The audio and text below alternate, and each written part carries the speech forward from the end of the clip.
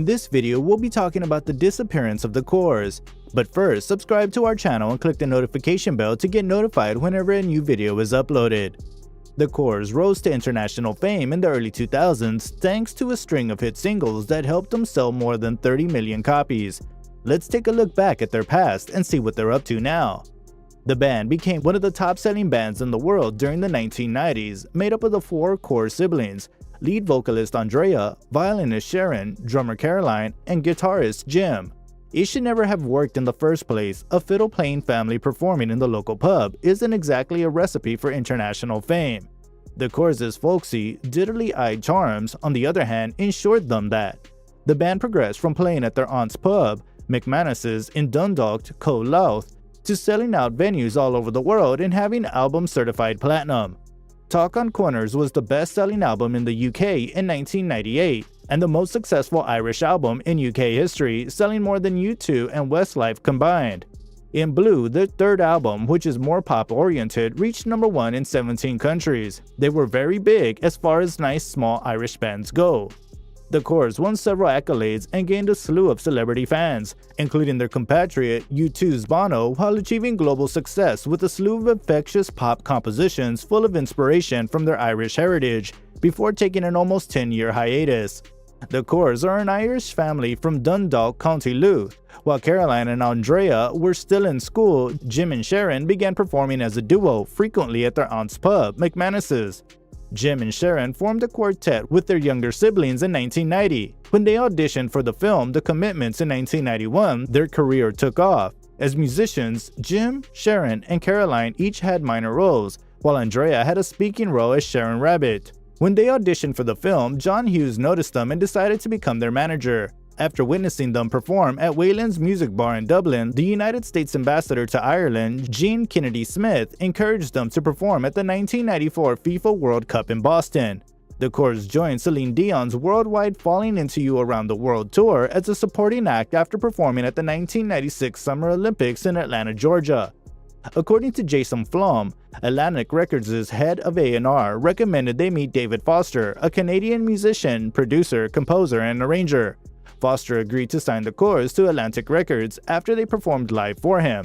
They stayed in the United States for over 5 months to record Forgiven, Not Forgotten, their debut album. Among the Celtic-influenced tracks, there were 6 instrumental selections. In Ireland, Australia, Canada, Japan, Norway, and Spain, the album was well received. However, a major success in the United States and the United Kingdom did not come quickly. The album eventually went platinum in the UK and Australia and 4 platinum in Ireland, making it one of the most successful debut albums ever by an Irish group. Furthermore, Glenn Ballard, who was known for his work with Alanis Morissette, produced the Corrs' second album, Talk on Corners, in 1997. Carol Bayer-Sager, Oliver Leiber, Rick Knowles, and Billy Steinberg also worked with the Corrs. It was a hit in Ireland and the United Kingdom, and it reached #3 on the Australian album charts. The band re-released Talk on Corners with new remixes of What Can I Do, So Young, and Runaway after recording a rendition of Dreams for a Fleetwood Mac tribute album. The special edition topped the charts all over the world and was certified multi-platinum in the United Kingdom and Australia. The Corrs performed at the Pavarotti and Friends for the Children of Liberia charity concert in June 1998. Luciano Pavarotti hosted the event, which took place in Modena, Italy. John Bon Jovi, Celine Dion, the Spice Girls, and Stevie Wonder were among the other performers. The event was held to raise funds for the construction of the Pavarotti and Friends Liberian Children's Village, which will serve as a haven for children in Liberia. The Corrs won a Brit Award for Best International Band the following year. On October 5, 1999, in Ardmore Studios in County Wicklow, Ireland, they performed live on MTV's Unplugged. The resulting CD and DVD sold 2.7 million copies and included live renditions of previously published songs, as well as a new song, Radio, which would later appear on the third album, In Blue. With their 1997 album Talk on Corners, which was the best-selling album of that year, and their 1995 debut Forgiven, Not Forgotten, the Corrs held the top 2 spots on the UK album chart, one of only a few groups to do so.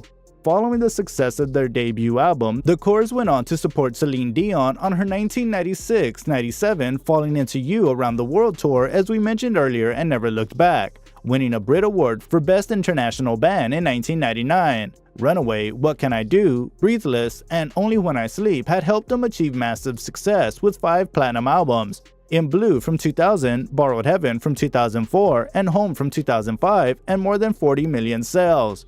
While Borrowed Heaven and Home didn't receive the same level of critical praise as their previous 2 albums, the Corrs were still doing well when they decided to put down their tin whistles and violins in 2006 to pursue individual careers and raise their kids.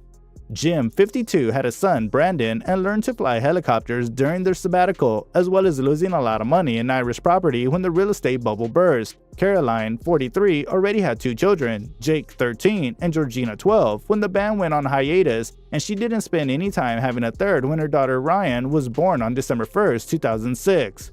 Sharon, 46, used the opportunity to have 2 children, Cathal, 10, Flory, 8, as well as produce 2 solo albums and serve as a coach on Ireland's version of The Voice. Andrea, the group's youngest member at 42, had a 4-year-old daughter Jean and a 2-year-old son Brett Jr. She also released 2 solo albums and focused on theater acting when they weren't taking the world by storm. "I loved the solo albums, but they weren't the albums the record corporation wanted," she explained. "I was completely deflated. It takes the wind out of your sails. You've lost your desire to sing." Andrea has later stated that one of the reasons the group disbanded was due to burnout, telling Everett magazine, "It was burnout. It happens to bands all the time. You don't stop working, and you certainly won't stop touring." Back in the group's heyday, the raven-haired beauty was often romantically linked to the likes of Robbie Williams and even Bono, but she found celebrity culture tough to handle. But she and the band persevered, and one of their greatest accomplishments was that they were still talking to each other when they took a hiatus, which Sharon once called our most astonishing success, raising the prospect of a return to the stage. However, there were periods during the band's absence when it appeared that a reunion would never happen. Andrea admitted in 2011 that her siblings were very pleased being a mother and a daddy, and she didn't sound optimistic about a revival of the Corrs happening anytime soon. Sharon put an album out last year and she enjoyed doing that, she told the Telegraph's Stella magazine. "Commercial success isn't everything. She's the mother of 2 children. That is the most excellent creation. Jim is self-employed and the father of 1 child. Caroline, on the other hand, has 3 children and is very happy." But the rumors persisted, and during a radio interview in early 2015, Andrea eventually revealed the band was working on a new album and intended to perform at London's Hyde Park, after months of speculation. The Corrs were dealt a major setback before returning to the stage when their father Jerry died unexpectedly at the age of 82. But rather than sending them out the studio exit door, the tragedy pushed them forward. "My father advised us to go for it and do what we love," Jim explained. "It's fortunate that they both survived to see us succeed and that Dad was able to hear us perform together once more before he died." In November 2015, the band released their 6th studio album, White Light, which was dedicated to their father, just as they had done with their 2005 album Home, which was dedicated to their mother Jean, who died in 1999 while awaiting a lung transplant. White Light, however, did not set the globe on fire with its chart positions despite its name. The album was only placed at 11th in the UK album charts and at 18th in Australia, where the trio had previously found success with Forgiven, Not Forgotten, which was the 3rd best-selling album in Australia in 1996. Despite this, the Corrs embarked on a 34-city European tour in 2016 that ended in August. Despite the record failing to reach the top 10, the band seemed unfazed as they published a photo of themselves in the studio earlier this month on their Twitter account, which has barely 9,000 followers. While the irresistible hitmakers decided to let the photographs speak for themselves, leaving the captions blank, they indicate that there may be more projects on the horizon when their tour concludes in August. We've made it to the end of the video, so what do you think is next for this family band? Will they bounce back and dominate world charts like before? Let us know in the comments section. If you enjoyed this video, make sure to drop a like and subscribe. Oh, and turn on post notifications. Now, if you'll excuse me, thank you for watching. I'll see y'all in the next video.